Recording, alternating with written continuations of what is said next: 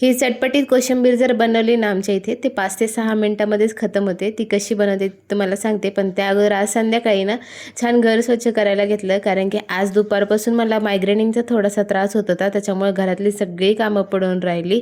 व्हिडिओमध्ये बघितल्याप्रमाणे बघितलं तुम्ही दक्ष किती मदत करतो माझी प्रत्येक कामामध्ये। मग फ्रीज उघडलं तर एक छान कैरी होती, म्हणलं चला याचं काहीतरी बनवू आणि तुमच्यासोबत सुद्धा शेअर करणं होईल।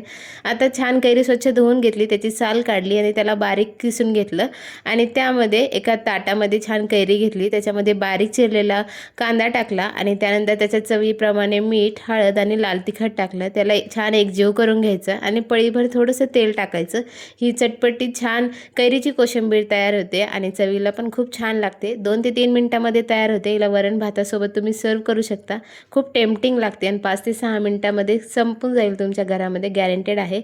मग आमच्या घरी जर काही कोशिंबीर बनवली ना तर सगळ्यांना रोजच्यापेक्षा थोडंसं जास्त जेवण लागतं। दक्षूच्या आणि त्याच्या बाबांच्या खूप आवडीची ही रेसिपी तुम्ही घरी नक्की बनवून बघा आणि कमेंटमध्ये सांगायला विसरू नका की कशी झाली। त्यानंतर छान जेवण केलं। आज जेवणामध्ये वरण भात केला होता।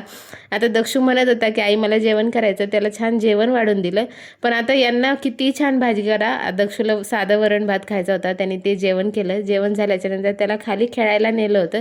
असा होता आजचा दिवस। व्हिडिओ आवडल्यास लाईक शेअर सबस्क्राईब नक्की करा। भेटूया अशा नवीन ब्लॉगमध्ये, तोपर्यंत बाय।